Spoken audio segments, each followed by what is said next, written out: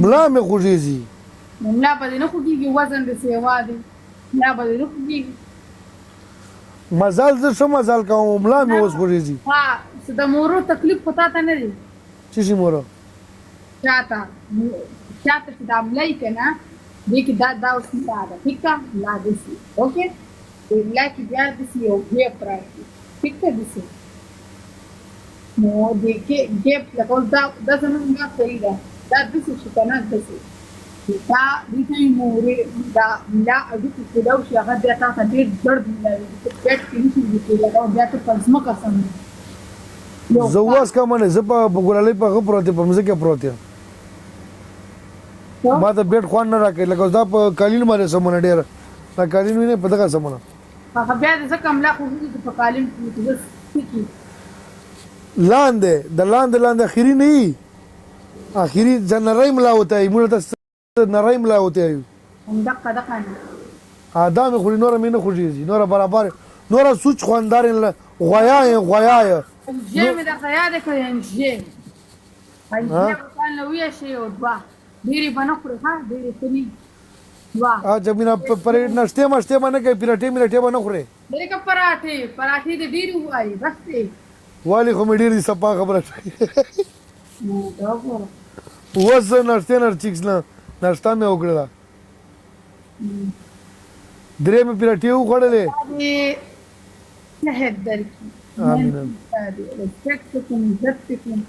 ګپ شپ په خپل ځای اړه کې سرانه ولې دا ګلالۍ نو وګورئ زما چې څه پخلی مې چې څه مې په زړه مې پخلی. وعلیکم السلام ورحمت الله بالکل الله خیال کوه صحیح ده او ګیمونه خو مزېدار کوه په 5000 پنشمنټ دا مرګري در سره تکړه دي یو هم پکې غریب نشته دا 2000 3000 پرېږده صحیح ده یو نوم جوړ کړه ٹھیک ده او خطرناک پنشمنټ په خلکو کوه که مال راځي او مال یې انساني کوه یاره ګلالۍ ګلالۍ سلام یزي هغه غل بله ګلالۍ ده هغه دانې سره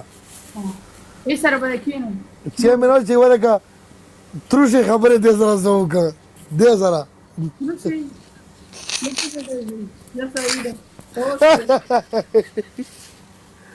زه لا دې خوشحاله یم او الله دې مځکه شان ساته خو زه تاته ګوره زه په تا خفه کېږم دا خبره نه ده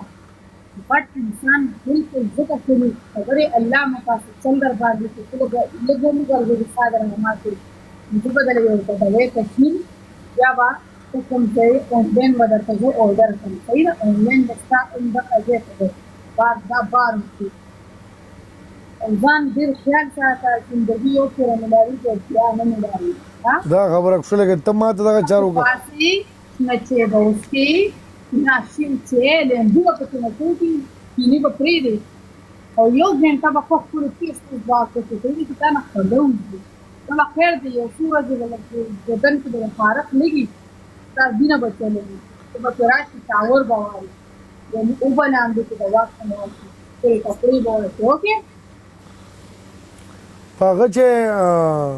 سلام یزي ګلالۍ